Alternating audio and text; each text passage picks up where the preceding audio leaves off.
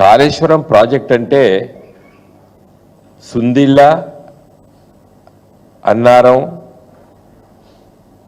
మాత్రమే కాదు, మేడిగడ్డ మాత్రమే కాదు.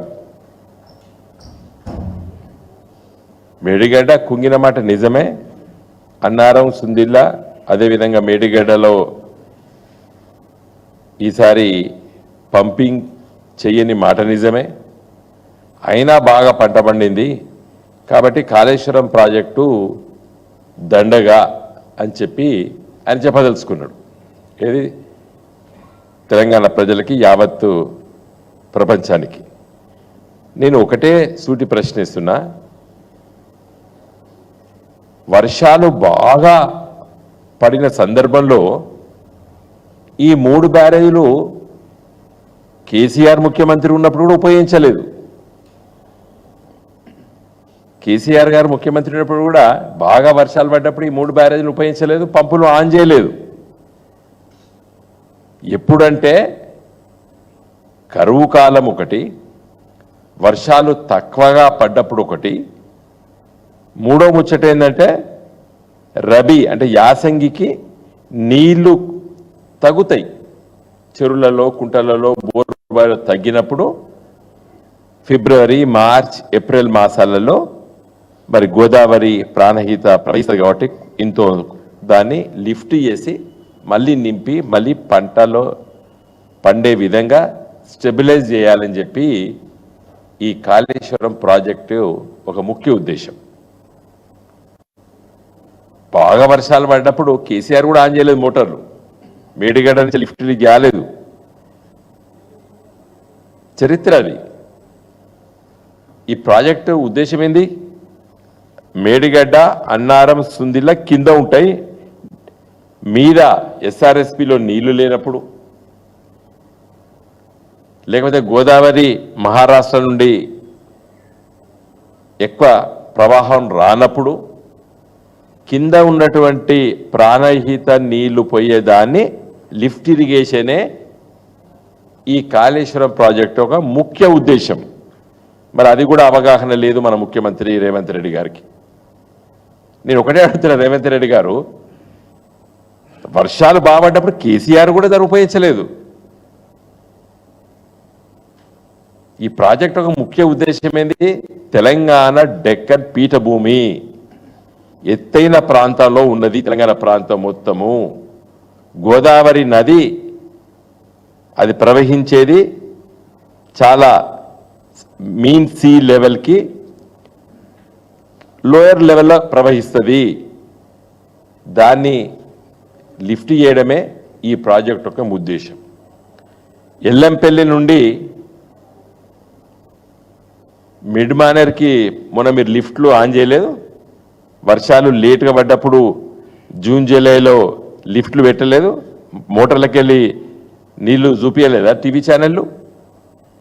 తర్వాత వర్షాలు పడ్డాయి, మీరు కూడా ఆన్ చేసిండ్రు ఎల్లంపల్లి నుండి మిడ్ మానేర్కి, కానీ వర్షాలు తర్వాత పడ్డాయి, ఆఫ్ చేసినాం. అసలు ముఖ్యమైన విషయం నేను మీ దృష్టికి తీసుకొస్తున్నాను. ఇలా రైతుకు ధైర్యం ఇచ్చింది ఎవరు? గత ప్రభుత్వం, తెలంగాణ ఉద్యమ నేత కేసీఆర్ గారు. తెలంగాణ సాధించిన తర్వాత తన దృష్టి మొత్తం కూడా తెలంగాణ రైతులకి విశ్వాసం కలిగించాలి, నేను వ్యవసాయం చేసి బతకాలి, నేను పంట పండించాలే అని ఆ విధంగా పనిచేసే విధంగా ధైర్యాన్ని ఇచ్చింది కేసీఆర్ గారి ప్రభుత్వం, గులాబీ జెండా. ఇలా నిన్న మీరు సంతోషపడ్డారు, అబ్బా ఇన్ని మెట్రిక్ టన్ల ధాన్యం పండిందని. మరి మీరు తట్టెడు మట్టి కూడా ఎక్కడ తీయలేదు కదా, తట్టెడు మట్టి తీసారు మీరు ఎక్కడన్నా? 1 మెగావాట్ కరెంటు ఉత్పత్తి చేసిరా మీరు ఈ ఏడాది లోపట? చేయలేదు. మరి పంటలు ఎట్లా పండినాయి? మీ పాత్ర లేకుండానే పండింది కదా ఈ పంట. మీరు ఎందుకు సంతోషపడుతున్నారో నాకు అర్థం కాలేదు. సంతోషం ఎప్పుడు పడాలి? నేను ఇది సాధించిన, నువ్వు ఇట్లా వచ్చిందని సంతోషపడాలి. యాజ్ ముఖ్యమంత్రిగా సంతోషపడండి, తెలంగాణ బిడ్డలు ఇంత మంచి పంట పండించిందని. అది మీ ఖాతాలో వేసుకున్నట్టు సంతోషపడడం కరెక్ట్ కాదు.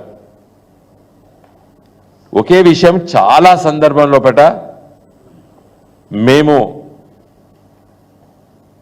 గణాంక లెక్కలతో సహా చెప్పినాం. 2014-15లో తెలంగాణ రాష్ట్రం ఏర్పడ్డది. ఆ రోజు 43,77,000 ఎకరాలు సాగులో ఉండే. మరి ఈరోజు దాదాపు 65 లక్షల దాకా పోయింది. డబుల్ అయిపోయింది విస్తీరణ. ఇది మీరు నేను చెప్పాల్సిన అవసరం లేదు. ఏ ఊర్లో పోయినా అరే కంచెలు అవపడతలేవరా, గొడ్లకు మేయడానికి భూమి లేకుండా చేసిండు కేసీఆర్, మొత్తం దున్ను పడేస్తాను. ఇలా భీమదేరిపల్లి మండలంలో నేను ఒకసారి అట్నుంచి పోతుంటే ఒక చిన్నపాటి ఒక ఎత్తైన ప్రాంతం, మన బోర్డు అంటాము గ్రామాల పట, అక్కడ సాఫ్ చేస్తాడు. నేను కారాపుకొని పోయిన గిగిడందుకు సాఫ్ చేస్తున్నామంటే, సార్ నీళ్ళు వచ్చినాయి కదా ఒక మోటార్ పెడితే అక్కడ నేను నాటేస్తాను. అరే గుట్టల మీద నాటెట్లేస్తావా ఏంది ఇది అని నేను చెప్పిన. మీరు చూడొచ్చు భీమదేరిపల్లి మండలంలో పోతే అవపడుతుంది. మెయిన్ రోడ్ మీద హుస్సార్ నుంచి భీమదేరిపల్లి పోతుంటే. అంటే రైతులు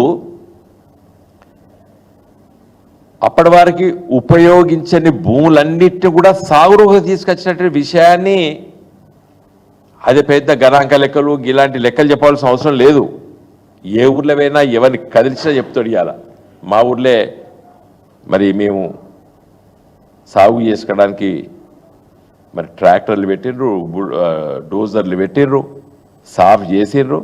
ఇన్ని లక్షల ఎకరాలు సాగులోకి తీసుకొచ్చారు. ఈ ధైర్యం ఎక్కడిది? కేసీఆర్ గారు కాళేశ్వరం ప్రాజెక్ట్ కట్టిండు, రేపు మాకు నీళ్ళు వస్తాయి అనే విశ్వాసం కలిగించాడు. ఇలా రేవంత్ రెడ్డి గారి స్టేట్మెంటు అది అనాలోచితంగా చేశాడు. ఏదో కేసీఆర్ గారి మీద ఏదో అనాలయం చేసి కాళేశ్వరం ప్రాజెక్ట్ని బదనాం చేయడానికి వ్యాఖ్యానాలు. కాళేశ్వరం ప్రాజెక్ట్ అంటే ఇంతకుముందు చెప్పినట్టు మేడిగడ్డ అన్నారం సుందిలా కాదు. మీ ప్రాణహిత చెవెల్ల అని చెప్పి రాజశేఖర రెడ్డి గారు ఏదైతే పునాదిరా వేసిండో దాన్నే చాలా పెద్ద ఎత్తున ఆలోచించినాం, తెలంగాణ కళ్ళతో చూసినాం. ఆనాటి కాంగ్రెస్ ప్రభుత్వము రాజకీయంగా చూసింది.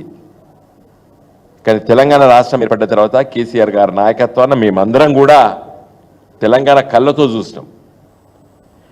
మీరు దోషడంతా ప్రాజెక్ట్ అనుకున్నారు మల్లన్న సాగర్, ఇలా 50 TMCల నిర్మించినాం కాబట్టి ఇలా నువ్వు మూసీ ప్రాజెక్టులో నీళ్ళు తీసుకొస్తా మల్లన్న సాగర్ నుంచి మీరు చెప్తున్నారు. ఇట్లా చెప్తున్నారు మీరు. మీకు ఆ విశ్వాసం ఎక్కడికి వచ్చింది రేవంత్ రెడ్డి గారికి? అదే మీ ప్రాణహిత చెవెళ్ళ ప్రాజెక్టు మల్లన్న సాగరు దోషడంతా మల్లన్న సాగర్ ఉంటే ఇలా నువ్వు మూసీ ప్రాజెక్టు కడుదువా? ఆలోచన కూడా చేద్దువా?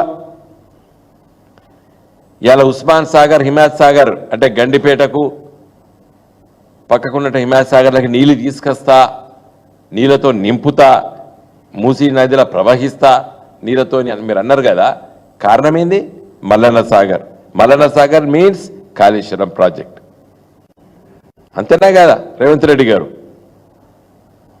మీరు ఊరికే బదనాం చేసినప్పుడు ఇవే మాట్లాడతారు. ప్రతి ఒక్కటి ఈ 11 మాసాల లోపల మీరు ప్రతి పని, రేపు వరంగల్ పోతున్నారు కాళోజీ కళాక్షేత్రానికి, అది కూడా గింతంతా కూడా ఆలోచించలే. వాళ్ళు 300 గజాల కోసం అడిగారు ఆ శాస్త్రి గారు. కాళోజీ ఫౌండేషన్ నిర్వాహకులు 300 గజాల కోసం బతిలాడినారు కాంగ్రెస్ వాళ్ళని, ఇవ్వలేదు. కేసీఆర్ దగ్గరకు వచ్చి 300 గజాలంటే 300 గజాలైందా, కాళోజీ గారికి బ్రహ్మాండమైన కళాక్షేత్రం కట్టాలని చెప్పి ఇలా వరంగల్ నగరంలో అతి ముఖ్యమైనటువంటి ప్లేస్ను అలాట్ చేసి కన్స్ట్రక్షన్ చేస్తాం. సరే కాంట్రాక్టర్లు లొల్లులు లేటుగా కావడం అది వేరే విషయం. అది ఇనాగ్రేట్ చేసేటప్పుడు ఎట్లా ఆలోచించింది కాంగ్రెస్ పార్టీ, ఎట్లా ఆలోచించింది గులాబీ జెండా వరంగల్ నగర ప్రజలకు తెలుసు. కాళోజీ గారి మిత్ర బృందానికి తెలుసు. కాలోజీ ఫౌండేషన్ మిత్రులకి తెలుసు. కాదంటారా వాళ్ళు? 300 గజాల కోసం తిరిగి తిరిగి చచ్చిండ్రు మీ దగ్గరికి. 300 గజాల కోసమే వచ్చిండ్రు. అంటే నేను చెప్పేది ఎందుకంటే అట్లా ఆలోచించినాం. నాట్ ఓన్లీ చిన్న విషయం కాదు, ప్రతి ఒక్క విషయం పైన. ఇవాళ పత్రికా మిత్రులకి ఈ గణాంక లెక్కలన్నీ కూడా మీకు సవివరంగా మీకు పంపిస్తాను. 2022-23 వరకు ప్రొడక్షన్ ఎట్లా పెరిగింది అనేది కూడా మీకు పంపిస్తాను. ఇప్పుడు కాదు, 1990 కాంగ్రెస్ తెలుగుదేశం ప్రభుత్వాలు 2 ప్రభుత్వాలు సమైక్య ఆంధ్రప్రదేశ్లో ఉన్నప్పుడు తెలంగాణలో ఉన్నటువంటి 9 జిల్లాల పంట లెక్కలు చెప్తున్నా మీకు నేను.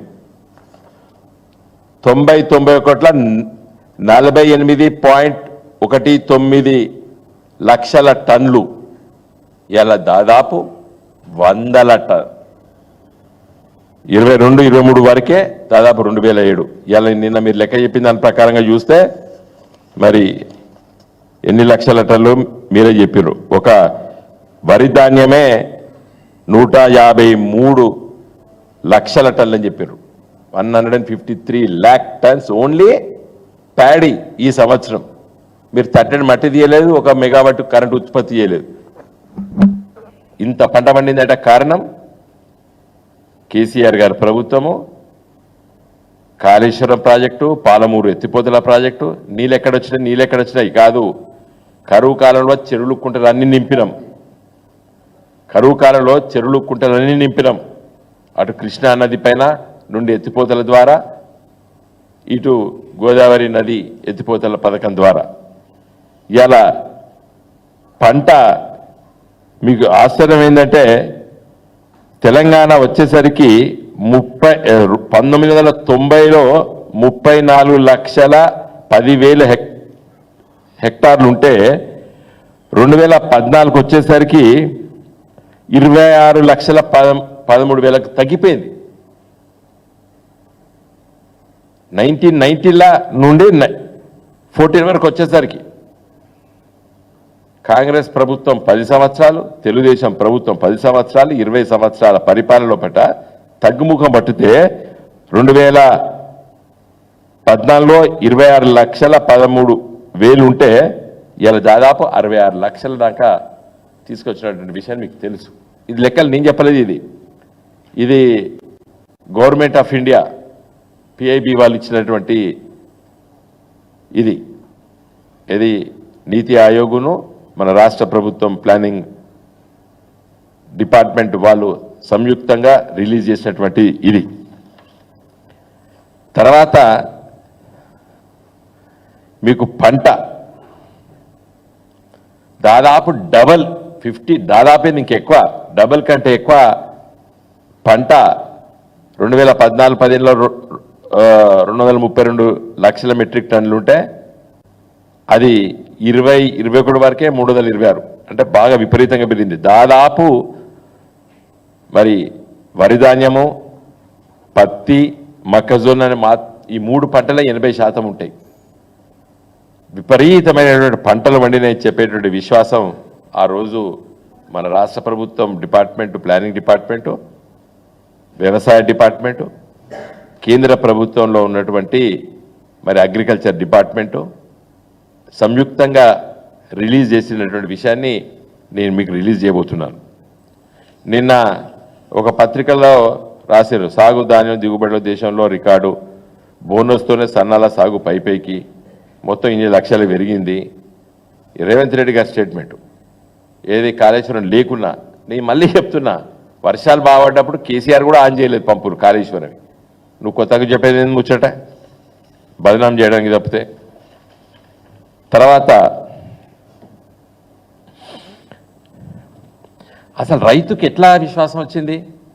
రైతు బంధు తెలంగాణలో పట రోహిణి కార్తీ అంటే మే చివరి వారంలో వస్తుంది. రోహిణి కార్తీ విపరీతమైన ఎండలు ఉంటాయి, రోకళ్ళు కూడా బలుగెత్తాయి. రోహిణి కార్తీలోనే సామెత ఉండదు తెలంగాణలో, రోకళ్ళు కూడా పగులుతాయి, అంత ఎండ ఉంటుంది రోహిణి కార్తీలు అంటారు.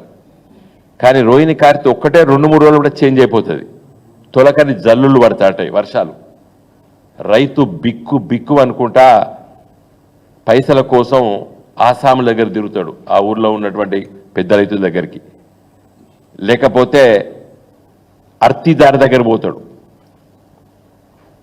లేకపోతే ఆ దగ్గర ఉన్నటువంటి మండల కేంద్రానికో లేకపోతే మార్కెట్ అర్తిదారులు ఉంటారు, వాళ్ళ దగ్గర పోయి డబ్బులు అడకొచ్చుకొని విత్తనాలకి, ఒక యూరియా బస్తకి, ఒక డిఏకి బస్తకి తిరుగుతా అంటాడు, బిక్కు బిక్కుమని తిరుగుతా అంటాడు.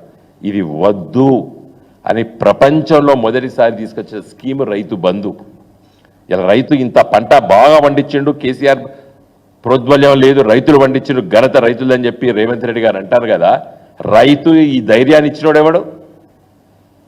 మోడీ గారు కూడా దీన్ని అనుకరించిండు, మహారాష్ట్ర ప్రభుత్వం అనుకరించింది. దేశంలో దాదాపు 7-8 రాష్ట్ర ప్రభుత్వాలు కేసీఆర్ తీసుకొచ్చినటువంటి రైతు బంధుని వివిధ పేర్లతోని వాళ్ళ రాష్ట్ర బడ్జెట్లో పెట్టి డబ్బులు ఇచ్చిండ్రు. విశ్వాసం, రైతుకు విశ్వాసం, ఎవరిని అడుక్కునేది లేదు.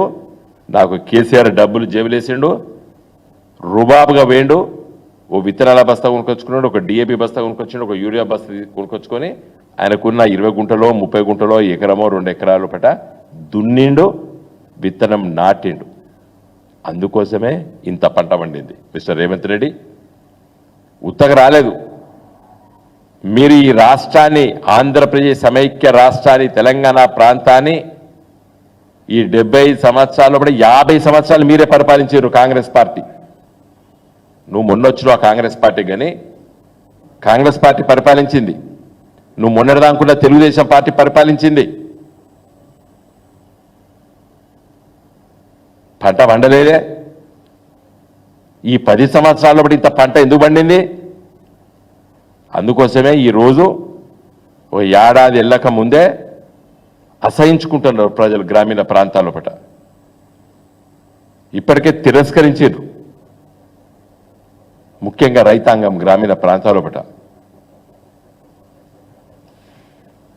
కరెంటు రాత్రిపూట బాయిలకాడు పోయి భార్యను పిల్లల్ని వదిలిపెట్టి రాత్రిపూట కరెంట్ వస్తుంది. రాజశేఖర రెడ్డి గారు కరెంట్ ఇచ్చిండు, రాత్రిపూట ఇచ్చిండు.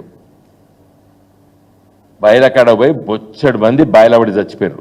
పోంగను నిద్ర మబ్బులో తేళ్ళు పావులు కుట్టి చచ్చారు. ఓసారి ఉద్యమకాలంలో పట పెద్దపల్లిలో ఒక రైతు చనిపోతే మేము పోస్ట్ మార్టానికి వెళ్ళాం. వెళితే ఎండ్రికిచ్చాలంత కొరుకొని తిన్న శరీరాన్ని ఆ రోజు ఏడ్చినాం. రైతు బతుకు అట్లుండే. 24 గంటల కరెంట్ ఇచ్చినాం కాబట్టే రైతు విశ్వాసంతోనే పంట పండించాడు. అది కొనసాగుతున్నది. ఇప్పుడు వ్యవసాయానికి పనిముట్లు పెద్ద ఎత్తున ఇచ్చినాం. ట్రాక్టర్లు పంపకాలు జరిగినాయి. ఇలా ఏ గ్రామం పోయినా కూడా ఊర్లల్లో వాళ్ళ ఇంటి ముందు ట్రాక్టర్లు పడతాయి. 100 కొలది ట్రాక్టర్లు ఇలా ఊర్లలో పడుతున్నాయి. తర్వాత ఎప్పుడైనా మీకు ఆలోచన వచ్చిందా? రైతు పండించిన పంటను డైరెక్ట్గా కొనాలే, డబ్బులు వెయ్యాలని చెప్పి ఆలోచన వచ్చిందా? కేసీఆర్ గారి ప్రభుత్వం ఆ నమ్మకాన్ని కలిగించిండు. కాబట్టి దేశానికి వెన్నుముక రైతు, రైతే రాజు అనే నినాదాలు చాలా రోజుల నుంచి విన్నాం. స్వాతంత్రం వచ్చిన కాంచెలు విన్నాం. కానీ నిజరూపం దాల్చింది గులాబీ జెండా కేసీఆర్ గారి ప్రభుత్వం. కాబట్టి రేవంత్ రెడ్డి గారు, మీరు మనం ఆలోచించారు, బాగా వర్షాలు పడ్డాయి, గోదావరి వస్తుంది, ఆ మేడిగడ్డ కొట్టుకపోతుంది, బదనాం చేద్దామన్నాం. మంచిగా నిలబడ్డది. అది గట్టిగా కుంగిన మాట నిజమే. ఎన్నో కుంగినాయి. మోడీ గారు ఇట్లా కడి చేసి వచ్చాడు, బ్రిడ్జులు కొట్టుకపోయినాయి. కాబట్టి ఇంజనీరింగ్ మార్వెల్ లోపల అప్పుడప్పుడు తప్పులు జరుగుతాయి, వాటిని సరిదిద్దుకోవాలి. ఇప్పటికైనా నేను చెప్తున్నా రేవంత్ రెడ్డి గారికి, ముఖ్యంగా ఉత్తమ్ కుమార్ రెడ్డి గారు కూడా చెప్తున్నాను, వ్యవసాయ శాఖ మంత్రి, ప్రజలు చూస్తున్నారు. ఇదే కుంగిపోయి ఉండి ఉంటే, గులాబీ జెండా ప్రభుత్వం ఉండి ఉంటే, కేసీఆర్ గారు ముఖ్యమంత్రి అయి ఉండి ఉంటే, ఎంపీలను ఢిల్లీలో కూసబెట్టి ఆ సెంట్రల్ వాటర్ కమిషను, ఆ అథారిటీస్ దగ్గర కూర్చోబెట్టి ఎంపీలను ఇదివరకు రిపోర్ట్ తెప్పించి పర్మిషన్ తీసుకొని ఇదివరకు కన్స్ట్రక్షన్ కంప్లీట్ చేద్దాం మేము. దురదృష్టవశాత్తు మొన్న జరిగిన శాసనసభ ఎన్నికలు మేము ఓడిపోయినాం కాబట్టి ఏం చేయలేకపోతున్నాం, నిస్సహాయ స్థితిలో ఉన్నాం. పర్మిషన్లు తీసుకొచ్చినప్పుడు నాలాంటి ఎంపీలో మేము ఢిల్లీలో నెల రోజు 2 నెలలు కూడా హైదరాబాద్ మోహాన రాలేదు, మేము అక్కడనే కూర్చున్నాం. ఎన్విరాన్మెంటల్ క్లియరెన్సెస్ తీసుకొచ్చినాం, పవర్ ఫైనాన్స్ కార్పొరేషన్ దగ్గర పోయి లోన్స్ తీసుకొచ్చినాం, సెంట్రల్ వాటర్ కమిషన్ ఆఫీసులో గంటల తరబడి కూర్చునేది, సోఫాలలో కూర్చొని పర్మిషన్లు పట్టుకొచ్చేది మేము ఎంపీలం ఆ రోజు ఢిల్లీలో కేసీఆర్ గారు సూచన మేరకు. ఇలా ఒక్క ఎంపీ ఇటు బీజేపీలో 8 గెలిచిండ్రు, కాంగ్రెస్లో 8 గెలిచిండ్రు. ఎవరు కూడా మేడిగడ్డ కోసం ఒక్కసారి ఒక ఎంపీ పోయి ఢిల్లీలో రిప్రజెంటేషన్ ఇచ్చినట్టు నేను చూడలేదు. పత్రికా విలేకరులారా మీరు చెప్పాలి, ఒక్క ఎంపీ బీజేపీ 8 మంది ఎంపీలు, కాంగ్రెస్ 8 మంది ఎంపీలు గెలిచింది కదా తెలంగాణలో. ఈ ఏడాది లోపల మేడిగడ్డ ప్రాజెక్టు పునర్నిర్మాణానికి ఆ కుంగిన దాన్ని మేము రిపేర్ చేసుకుంటాం, తొందరగా పర్మిషన్ ఇవ్వనండి ఒక్క ఎంపీ అని పోయిండండి. సంబంధిత అధికారుల దగ్గరికి ఢిల్లీలో వీళ్ళకి ఎక్కడికి న్యాయం ఉన్నదండి, ఎక్కడ అడిగే హక్కు ఉన్నది? కాబట్టి దయచేసి నేను ఈ పత్రికా మిత్రులతో మాట్లాడే సందర్భంలో ఒకటే కోరుతున్నా, తెలంగాణ ప్రజలు చాలా స్పష్టంగా ఉన్నారు, వాళ్ళకి అన్ని విషయాలు తెలుసు. ఒకటే కోరుతున్నా, నేను ఇలాంటి అబాండాలు మానుకో రేవంత్ రెడ్డి గారని చెప్పదలుచుకున్నాను. జై తెలంగాణ.